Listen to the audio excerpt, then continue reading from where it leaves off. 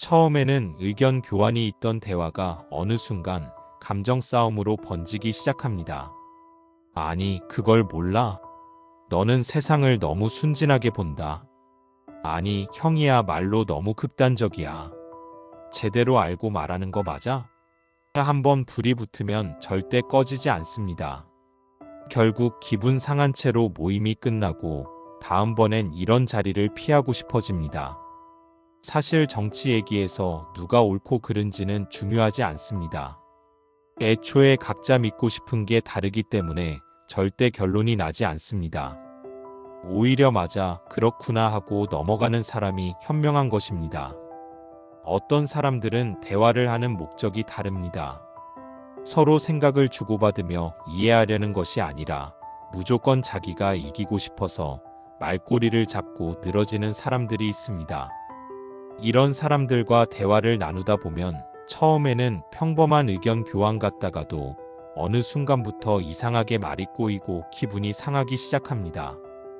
내 말은 솔직히 생각이 짧지 않아? 그래서 너는 뭐 얼마나 대단하길래 그런 소리를 해? 이 말을 듣는 순간 머릿속에서 신호가 울려야 합니다.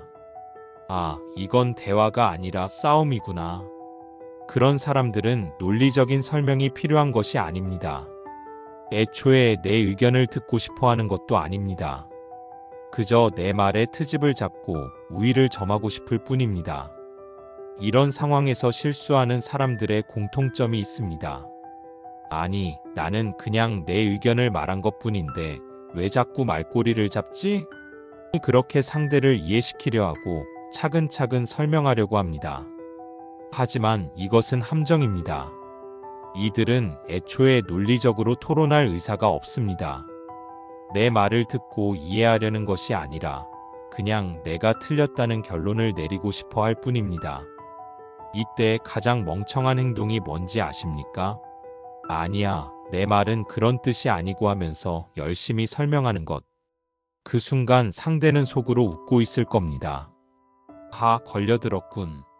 이제 내 마음대로 휘둘러 보자. 이런 사람들은 내 말을 반박할 논리가 없으면 논점을 흐리거나 말꼬리를 잡거나 감정적으로 몰아붙입니다. 이제부터 대화는 본질에서 벗어나 감정 싸움으로 번지게 됩니다. 그런데 이 싸움에서 절대 이길 수 없습니다. 왜냐하면 애초에 이 싸움은 논리가 아니라 기싸움이기 때문입니다. 그렇다면 답은 간단합니다. 그들이 원하는 반응을 주지 않으면 됩니다. 아, 그럴 수도 있겠네요. 그렇게 생각하는 사람도 있겠죠. 이렇게 흘려보내고 싸움 자체를 거부하는 겁니다. 그러면 상대는 흥미를 잃고 더 이상 붙잡고 늘어지지 않습니다. 싸움에서 가장 완벽한 승리는 싸움을 시작하지 않는 것입니다.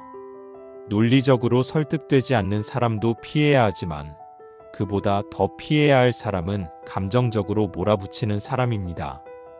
이들은 애초에 논리 따위는 중요하지 않습니다.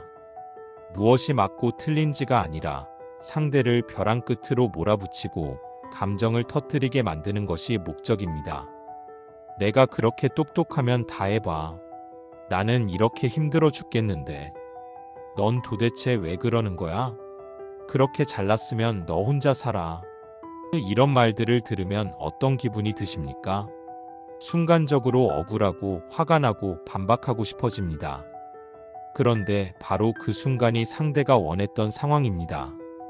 왜냐하면 이들은 대화로 설득할 생각이 없습니다. 내 말을 듣고 이해하려는 게 아니라 그냥 나를 감정적으로 흔들어서 무너뜨리려는 겁니다. 여기서 흥분하는 순간 게임은 끝난 것입니다. 감정적으로 대응하는 순간 상대는 기다렸다는 듯이 몰아붙입니다. 아니, 봐봐. 너 지금 화났네? 내가 잘못한 거 맞네? 역시 너는 원래 그런 사람이야. 본색 나오는구나. 이 싸움에서 이기는 방법은 단 하나, 싸움을 시작하지 않는 것입니다. 이런 사람을 상대할 때는 절대로 흥분해서 반응하면 안 됩니다. 대신 차분하게 이렇게 말하십시오. 그래, 알겠어. 그럴 수도 있겠네. 힘들었나 보구나. 그럴 수도 있지. 이렇게 반응하면 상대는 당황합니다. 왜냐하면 상대가 원했던 그림이 나오지 않았기 때문입니다. 나는 싸울 생각이 없는데 혼자만 감정적으로 흥분하고 있는 상황. 이러면 상대는 더 이상 싸움을 이어갈 수 없습니다. 그렇다면 내가 참아서 손해보는 것일까요? 아닙니다. 손해보는 건 오히려 상대입니다. 싸움이 커질수록 내 감정은 소모되고 괜히 쓸데없는 논쟁에 시간을 빼앗기게 됩니다. 그러니 기억하세요. 무례한 사랑과 감정 싸움을 하는 것은 진흙탕에서 돼지와 싸우는 것과 같습니다. 돼지는 즐기겠지만 내가 더러워질 뿐입니다.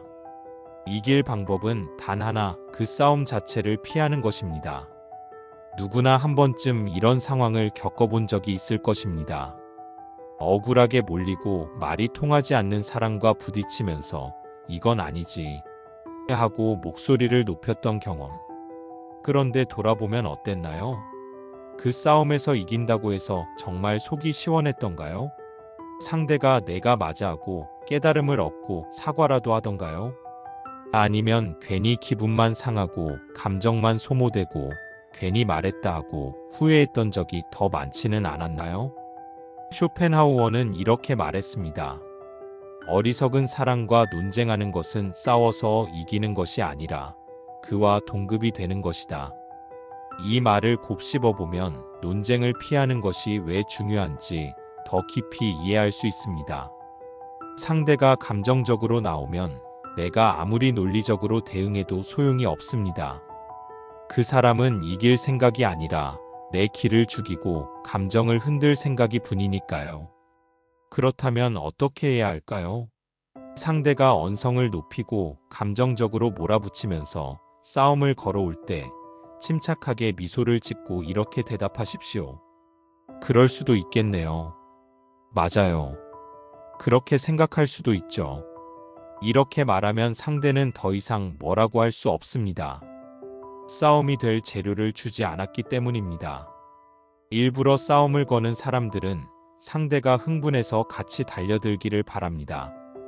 그래야 더 몰아붙이고 더 이긴 듯한 느낌을 받을 수 있으니까요.